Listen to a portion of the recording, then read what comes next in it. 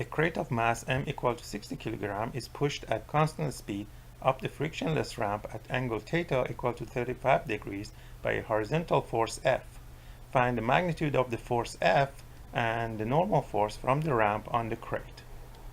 So the first thing you do is to put a coordinate system on this problem. You have this F and you have mg here, and you have normal force here.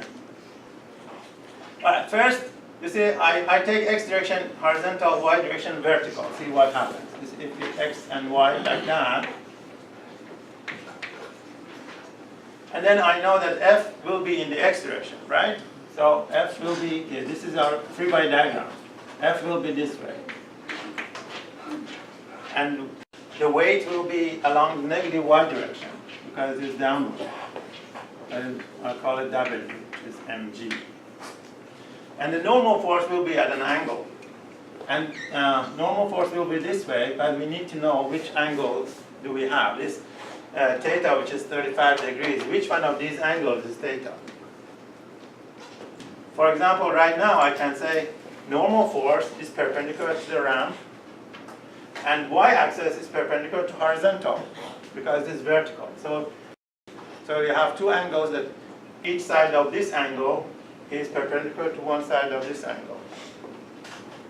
So this is theta.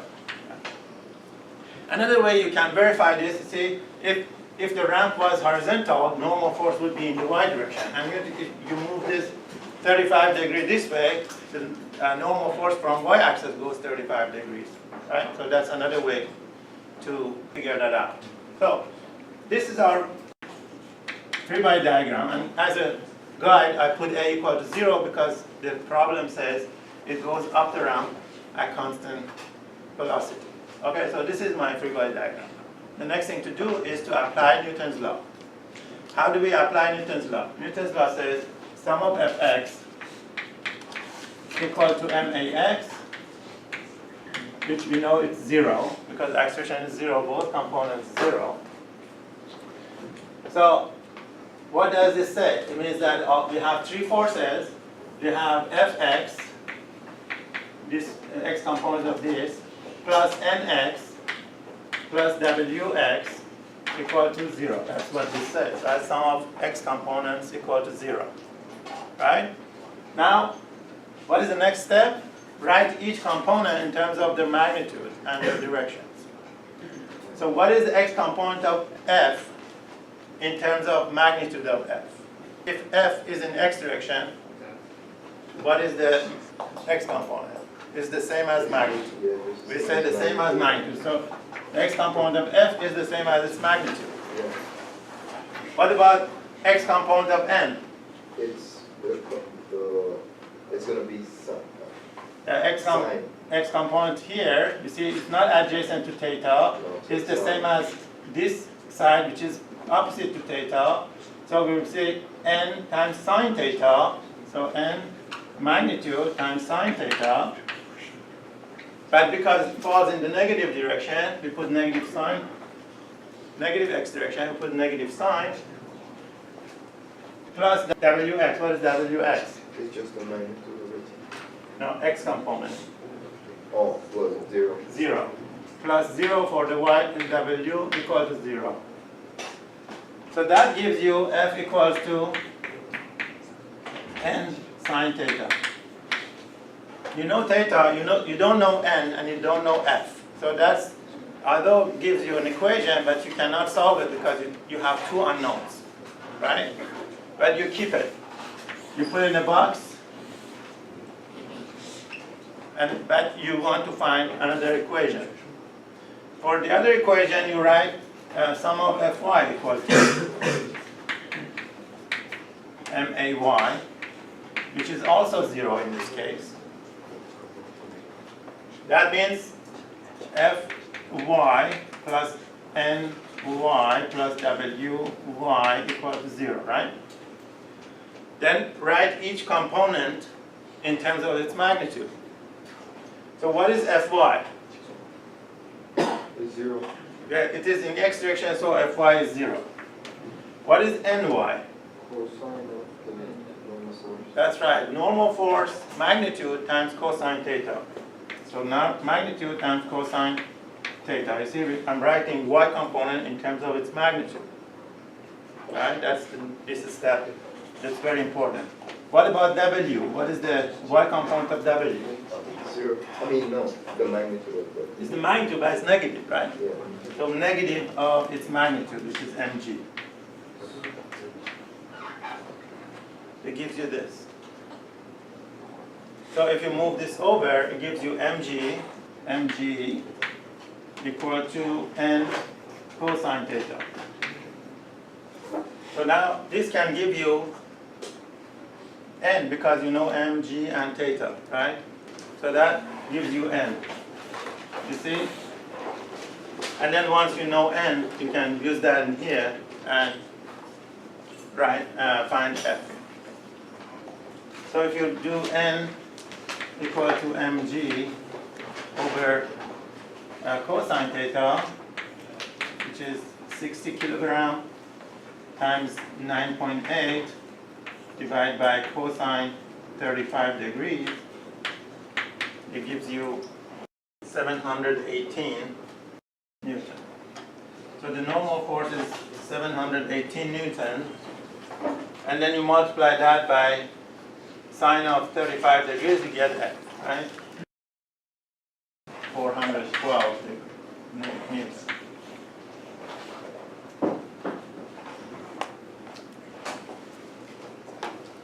So this is when you take the horizontal axis as x, vertical axis as y. Now I'm going to show you if you take the x-axis along the ramp and y-axis around the end, see what happens. So everything will be different now. All the components will be different. In this case, this is x, this is y. The force, horizontal force is this way, theta, and n will be in this direction, and mg will be downward. Again, from the triangle here, you can figure out that this is also theta. These are very important to figure out which angle is theta. That comes from geometry. You can't just make it up. All right, so this is W equal to mg magnitude. And we have now this kind of free body diagram. And the acceleration is 0 again. So if I write what sum of fx equal to 0, what do I get? Equal to max, which is 0. So what are the x components? F times cosine theta will be x component of f cosine theta. And what x component of w will be negative w, which is mg magnitude, times sine theta equals to 0.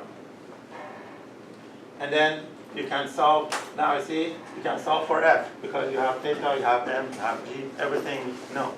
You move this over, mg sine theta divided by cosine theta, say f equals to mg tan theta.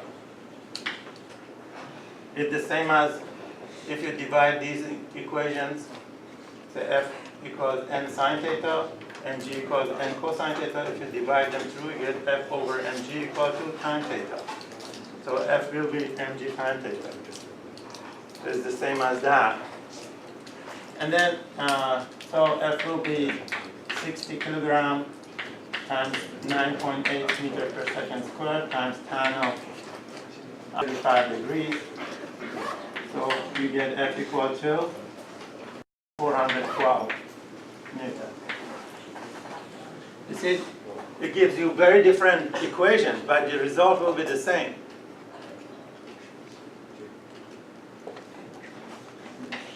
The sum of fy equal to 0 gives you this. Y component of n is just the magnitude of n. Y component of f is negative f sine theta because y component is not adjacent to theta. You use sign, but it is in the negative y direction, so put negative sign in front of it. And y component w is negative mg times cosine theta equal to 0. That's what this equation says. Now you have f and you have mg and theta, you can find n. N will be f 412 sine 35 degrees plus 60 times 9.8 times cosine 35 degrees. And so we get n equal to the same number, 718 Newton. So you see, the equations that you get are very different if you use a different coordinate system.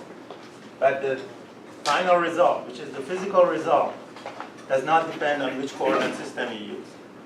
Now, which one of these is easier? That's up for judgment.